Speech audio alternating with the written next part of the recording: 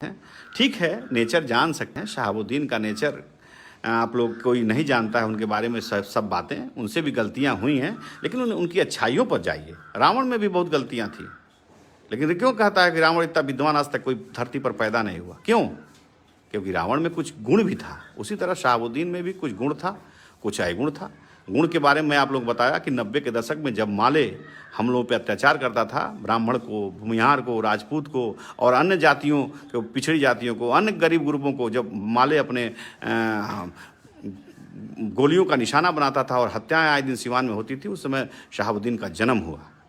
तब माले का वहाँ ग्राफ कम हुआ, तब आप सब लोग सुरक्षित हैं वहाँ।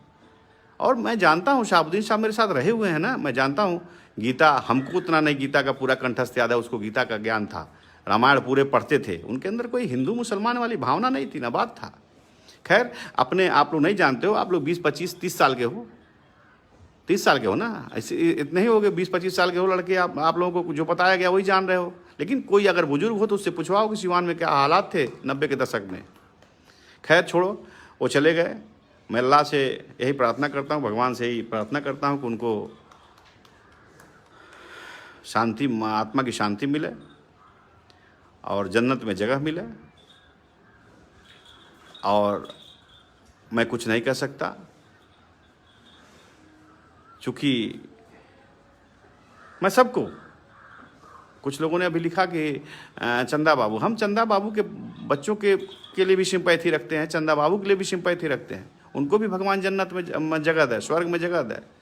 लेकिन परिस्थितियां क्या बनी, किस परिस्थिति में कौन किसकी हत्या किया, कौन किसकी हत्या नहीं किया, ये भी तो जांच का विषय है। शहाबुद्दीन को सजा हुआ, अपनी सजा भुगत रहे थे, अभी से सजा हम आप देने वाले कौन है? सजा देने वाला भगवान है। जेल गए, जेल में भी उनके साथ साजिश हुई, ये भी मैं बता रहा हूँ। शहाबुद्दीन ऐसे मरने वाला इंसान नहीं था कि कोई कोरोना से उसको मार सकता था, उसके साथ साजिश हुई है। शहाबुद्दीन के हत्या की भी जांच होनी चाहिए, मैं जानता हूँ। चूँकि वो बहुत बोल्ड आदमी था, वो डेली एक्सरसाइज, योगा, प्राणायाम करने वाला व्यक्ति था, वो इतनी जल्दी हार मानने वाला नहीं था।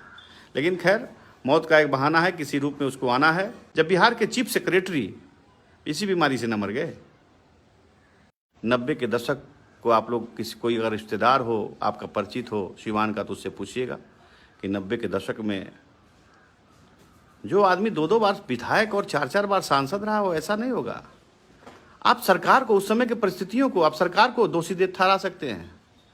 आप उस समय किसकी सरकार थी उसके ऊपर उसको दोषारोपण कर सकते हैं, लेकिन आप शहाबुद्दीन को दोषारोपण नहीं करते। शहाबुद्दीन का उदय हुआ माले से लड़ाई लड़ करके शहाबुद्दीन पैदा हुए। वो इंजीनियरिंग का छात्र, वो PhD किया। मैं जानता हूँ शहाबुद्दीन को गीता का ज्ञान था, पूरी रामायण स्वयं जानते थे।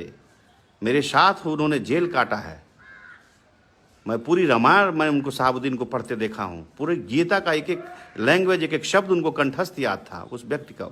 क्या आप लोग जानते हैं शहाबुद्दीन के विषय में? सब लोग शहाबुद्दीन को गाली ही सिर्फ दे रहे थे। कल मैं देख रहा था फेसबुक पे, मुझे शर्म आ रही थी, ये भी शर्म आ रही थी कि किस संस्कार में आप लोगों का जन्म हुआ है। ठीक है, आप लोग मुझे फेसबुक पे हैं, आप लोग कुछ भी बोल सकते हो, लेकिन ऐसा नहीं। हम लोग का हिंदू संस्कृति, सभ्यता और सनातन धर्म हम लोगों को नहीं सिखाता कि किसी के मैयत पे आप लोग खुशियां मनाइए। सबकी मैयत पे मातम मनाना चाहिए, क्योंकि जब शरीर आदमी त्यागता है तो भगवान हो जाता है। इसलिए आप लोगों से मैं निवेदन करता हूं कि किसी मैयत, हाँ, जो व्यक्ति मुस्लिम समाज का लोग उस पत्रकार के मृत्यु पर भी अगर हंसे हैं तो भी गलत किए हैं, उनको भी ऐसा नहीं करना चाहिए। इस्लाम भी ऐसा नहीं सिखाता है। इसलिए दोस्तों, इस कोरोना महामारी में हम सबको मिल के लड़ना है और सबको घर में रहना है।